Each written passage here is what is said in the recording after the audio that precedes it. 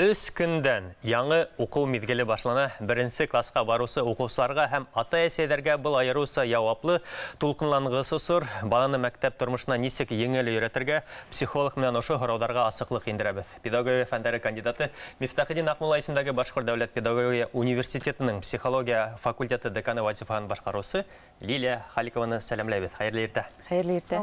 Лилия Рәшит кызым. 1 сентябрь алдынан гадәттәгесә без һәр вакыт сакырабыз, ата-әсәләрне әзерләйбез, шулай психология психологиягынан әзерләргә кәрәктер. Бу бит ысынлап та кәрәк сарайым.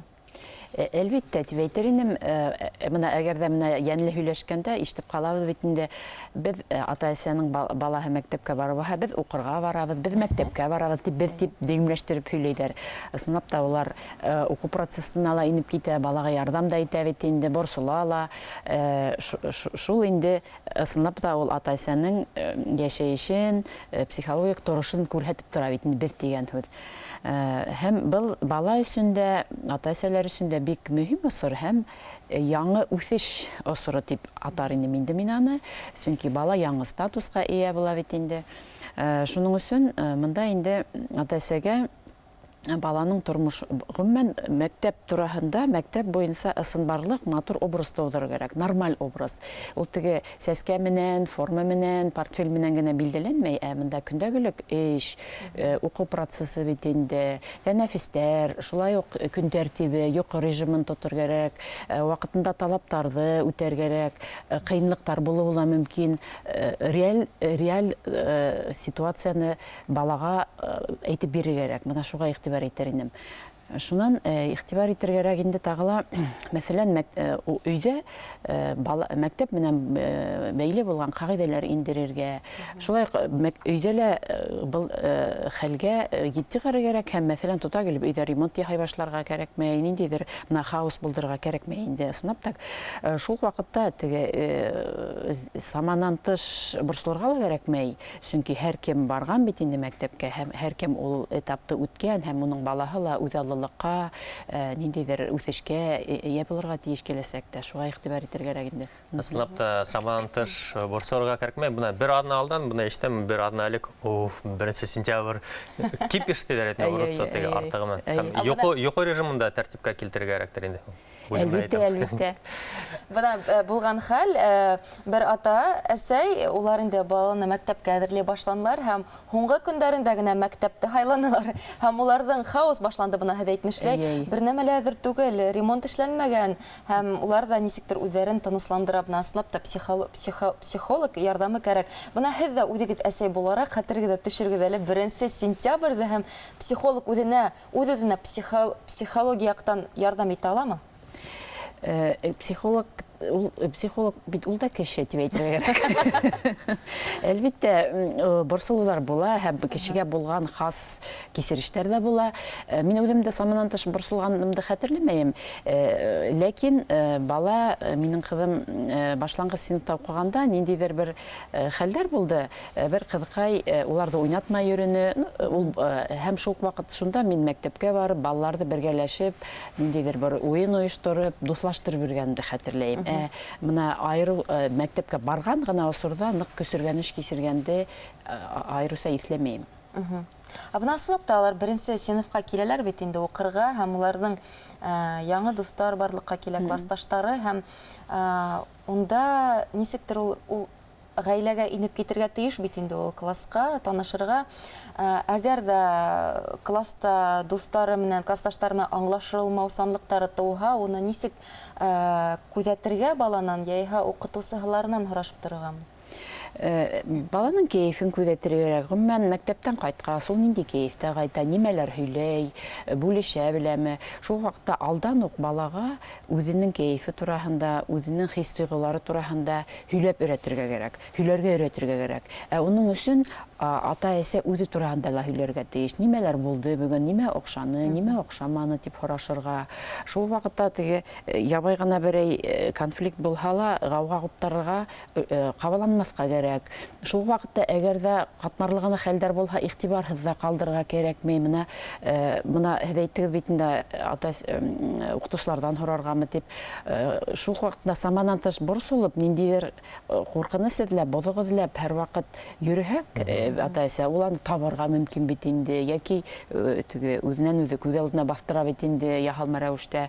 Шуның өчен балага игътибарлы булыр кирәк, балага үзе турында һөйләргә өйрәтергә кирәк, үзенең хис тойгыһы турында һөйләргә. Әгәр дә инде менә башка тифтерҙәр, нисектер икенсе итеп тотһа, шаяртһалар яки мыҫҡыл итһәләр һәм башка, әгәр дә һин ныҡ ауыр кисерәң икән, ундай хәлдәр дә булырга мөмкин тормошта. Ләкин ундай хәлдәр булһа, игътибарһыҙ ҡалдырырга ярамай, ул һине берәү дә йәберләргә хаҡлы түгел дип, уҡытыусы менән һөйләшергә. Әгәр дә инде бик ҡурҡыныс физик көсләүҙәр булһа, әлбиттә травмпунктҡа барып, уны махсуслы рәүештә күрһәтергә кәрәк. Бик тә юк булмаһа, полицияға мөрәжәғәт итергә кәрәк. Менә шу йәберләүҙәр, буллинг күренештәрен игътибарһыҙ ҡалдырырға кәрәкмәй. Шул ваҡытта саманан тыш ҡурҡып, мәктәптә ҡурҡыныс нәмәләр булыр дип көтөп йөрөргә лә кәрәкмәй. Ундай установка булырға тейеш түгел. Ысынлапта бына 1 сентябрга ата-әсәләр балаларын калдыралар һәм шунда ишек өй тирәләй һуғылып йөрөткәндә балаһын кайгыртып, нисек 1 көн үткәрер икән дип, бындай осракта ата-әсәләргә кайгырмаҫ кәрәктер артык. Әлбиттә, бәлки ул үзен тынысландырыр өсөн әҙерәк күҙәтеп тә торырға мөмкин.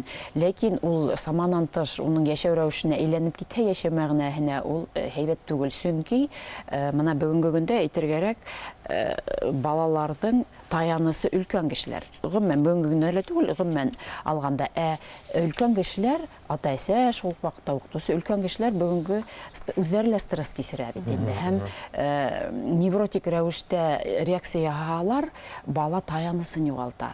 Өлкән кеше булып ҡалырға тейеш.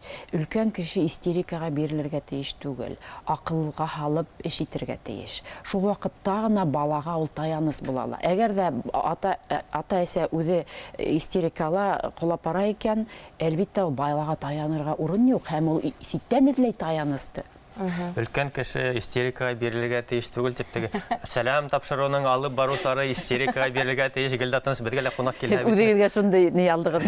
Беҙгә килгән ҡунаҡ та һеҙ шул тиклем тыныс дип, беҙҙең тыныслыҡ уларға ла күсә бит. Әгәр дә беҙ дә шул теге хәүефләнһәк, уларға ла борсола бит. Теге ҡалтырана. Ата-әсәләрҙеке айырыуса бала, ул үҙе аңламаһа ла үҙенән үҙе йәбештереп ала шул бала ата-әсәнең. Шуға үҙеңде тыныс тоторға тырышыр кәрәк. Ул нормаль күренеш, уларҙа бит мәктәпте бөткән. Хәҙер мәктәптә ҡыйын, хәҙер уҡыу ине ҡыйын һәм киреһенсә мөмкинселектәр бик күп, уҡыу йорттары ла күп. Шул тиклем төрлө, шул ваҡытта саманан тыш баланан мына иҫ китмәле билдәләр, гениальность тәрбиәләүҙе көтөргә ярамай.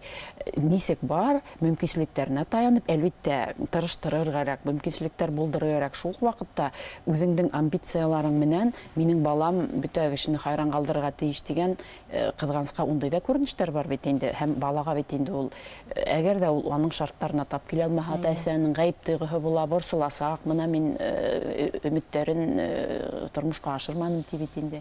Шунан да килә күп төрлө проблемалар. Бынан хәҙер бит инде 1 классҡа балалар бара, ата-әсәләр инде түңәрәктәр эҙләй башлай, кемдер бейеүгә өйрәтә, кем музыкаль дәрестәргә, һәм баланы шул тиклем күп йөкмәтергә яраймы, кәрәкме, әллә бала үҙе һайларға тейешме? Уға ла бит ял итергә ваҡыт ҡалырға тейештер. Мына дөрөҫ әйтәһегеҙ, мында бөтөн уҡыуға барһа мәктәпкә бала, бөтөн тормошо уҡыу менән генә бәйле булырға тейеш түгел. Ул ял итергә лә тейеш, ул аралашырға ла тейеш, ул ябай ғына йәнле күңел асырға ла тейеш. Шул ваҡытта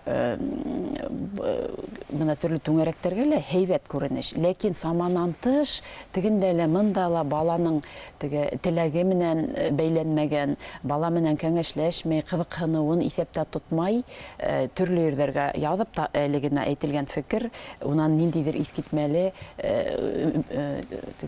уңыштар көтөргә кәрәкмәй, балаға тап булмаған. Әгәр дә баланың ысынлап та һәләте бар икән, һәләте күренә икән, ана шуға таянып, әлбиттә шарттар тыуҙырыр кәрәк. Һәм 1 синыфта айырыуса күп түңәрәктәргә яҙырға кәңәш итмәҫ инем. Сөнки ул иң беренсе уҡырға өйрәнергә тейеш ул. Ғөмүмән иғтибарҙы тупларға, нисек итеп ғөмүмән уҡып була икән, шуға өйрәнергә тейеш. Ул бит инде күп кенә нәмәләрҙе талап итә. Әйтәләр бит инде ата-әсәй үзләренең тормышка ашмаган хыялдарын балалары аша тормышка ашырга тырыша дип бына тап ошо моменттыр инде әлеге. Бәлки шуның өчен ата-әсәләргә әгәр дә инде нык ниндидер менә теләктәр бар икән, уйланып карарга кирәк. Минең балама кирәкме, әллә миңа кирәкме дип. Һәм акылга алырга кирәк. Үзеңнең балаң әгәр дә һин уртасарак кеше икән, нисәп һинең балаң гениаль булырга тиеш. Ул да уртаса булырга хаклы, уртаса яшәргә хаклы һәм был нормаль күренеш. Ул иң мөһиме ул бәхетле булһын, бәхетле була белһен, мәктәпкә ыңгай караш булһын, программалардан, укытучылардан бозыгызларга тырышмаска.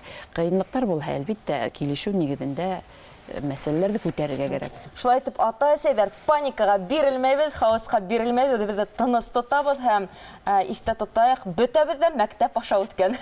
Лилия Рәшит кызы ошондай кәрәкле һәм вакытлы үз урында бизне сакырганы өчен, шундай безнең файдалы бик эфирыбызды башлаган өчен, эш адынан башлап бергән өчен рәхмәтләребезне белдерәбез. Рәхмәт, һау булайык. Рәхмәт, хөрмәтле телевизор караучылар, безнең студияла кунакта психология факультеты деканы Лилия Рәшит кызы Халикова булды.